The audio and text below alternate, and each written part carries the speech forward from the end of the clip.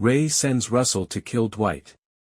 In Tulsa King Season 3's 9th episode, we travel to Newark, New Jersey, and meet Russell Lee Washington Jr., an assassin portrayed by none other than Samuel L. Jackson. He poses as an electrician who works at RR Electric Supply.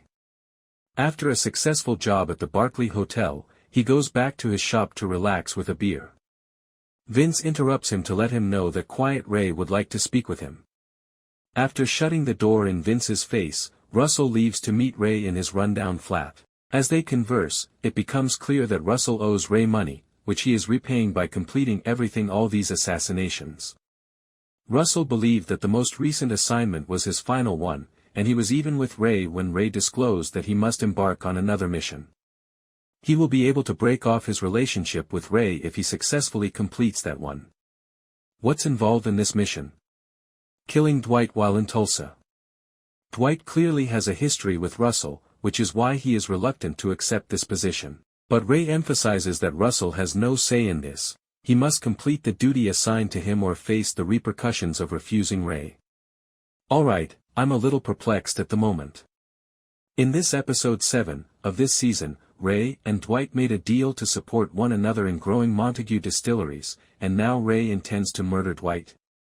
How in the hell? Is this poor writing or the author's attempt to convey that these elderly mob bosses are capable of making snap decisions due to cognitive impairments? You inform me. When Dwight returns to Tulsa, he meets with Musso, who is still unaware that he won't be receiving Deacon or his confession anytime soon. Indeed, Dwight essentially affirms that Deacon has passed on. He was shoved into a crypt, thrown into a coffin, and severely beaten, but he was still breathing. It appears that he has vanished.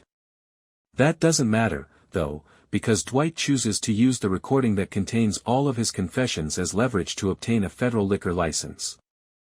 Okay, so he was telling Musso to set Bill free in last week's episode. I had assumed that he would utilize the confession to exert additional pressure on Musso in order to free Bill from federal custody. But that doesn't seem to be Dwight's top goal anymore, as he's instead focused on growing his liquor company.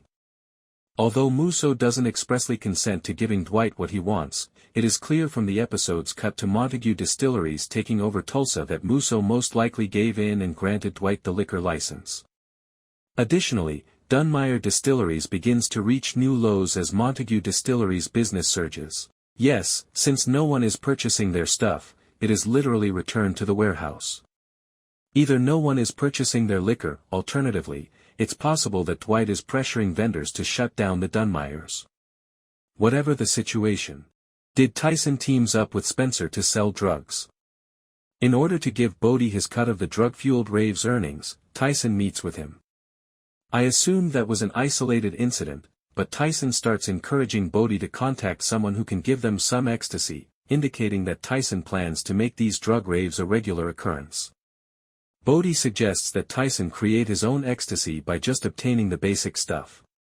Tyson demands that Bodie find him a source since that is too difficult. Bodie's response makes it clear that he doesn't want to interact with ecstasy makers because they are a hazardous group.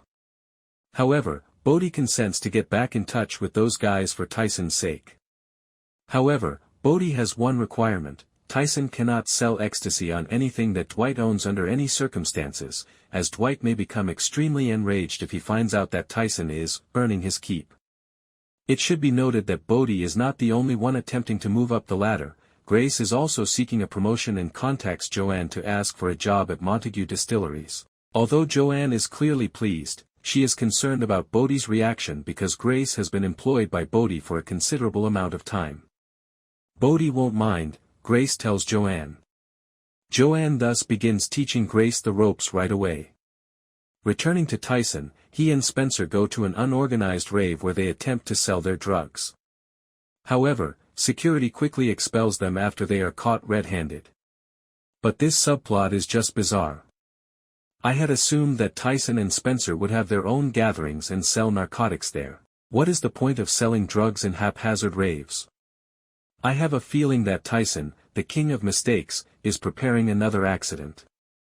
He's been granted a lot of latitude by Dwight, but I suspect that this drug business will be his final error. Russell teams up with Dwight. Ray calls Russell while he's getting ready at a motel to ask for an update on his mission. Russell informs him outright that he isn't performing the job. In order to avoid feeling totally taken advantage of, he instructs Ray to get his money back from the store. Ray becomes quite irate and makes some murder threats against Russell, but the elderly killer seems unaffected by this. Mitch tells Dwight at the Bread, $2 saloon that a hitman from New York is sleeping in a neighboring hotel, and he's not referring about Russell.